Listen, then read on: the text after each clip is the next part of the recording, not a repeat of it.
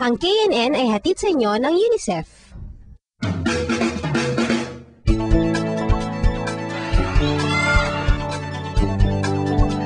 Turing na isang bayani dahil sa mga karangalang natanggap para sa bayan. Isang inspirasyon di lang ng kabataan kundi pati ng lahat ng Pilipino. Dahil sa unang report, pinagmamalaki ng Sarangani Province Bureau ang kanilang personal na panayam sa People's Champ, si Manny Pacquiao.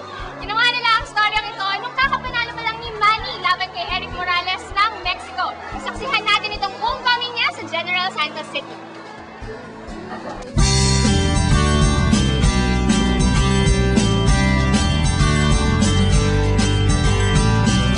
Si Manny Pacquiao ay isa sa mga pinakasikat na personalidad hindi lamang sa Pilipinas kundi sa buong mundo.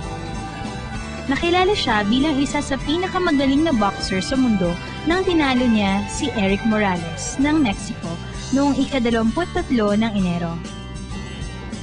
At makaraan ng isang linggo'y umuwi siya rito sa General Santos City kung saan siya isinilang at lumaki.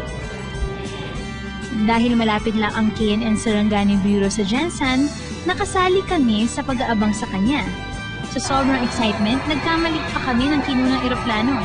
Sa pribadong eroplano pala nakasakay ang People's Champ. Ang lokal na pamahalaan ng Jensan ay naghanda ng isang pambihirang pagbibigay puway sa aming kampyon. There will be more street dancers this time. Meron tayong dialogue or press conference ngayong umaga sa covered court natin sa Oval Plaza. And then in the evening, we will have a victory party in a street party in honor of our champion, Manny Pacquiao. Sinundan namin ang bawat takbang ng People's Champ mula sa airport hanggang sa paglibot niya sa syudad. Napansin namin marami sa mga tagahanga niya ay mga kabataan. Punong-puno ang covered court sa harap ng Oval Plaza nang dumating ang caravan.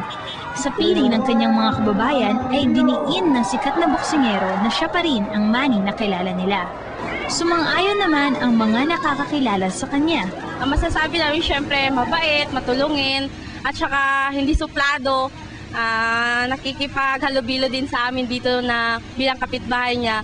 Sa pagdating ni Manny rito ay wala na sigurong mas masaya pa kaysa sa kanyang ina. Wala ko kasabi. Maligaya ako ngayon kasi binigyan na sa Panginoon ng daming biyaya ang anak ko. Binigyan siya ng kaligayahan, tapang, strong, o malaking sa buong buo sa mundo nga maligaya ang lahat.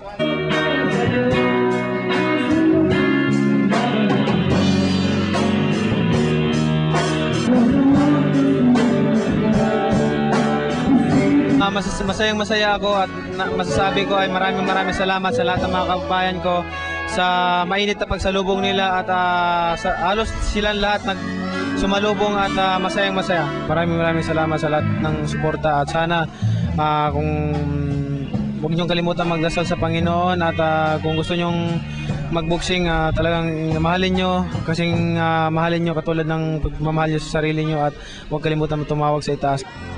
Tunay na isang pribilehiyo ang pagkakataong makilala at makausap ng personal si Manny Pacquiao. Dahil sa kanyang pagsisikap na mapabuti ang kanyang buhay at makapagbigay ng karangalan sa ating bansa, siya ay isang inspirasyon sa mga tulad kong kabataang Pilipino.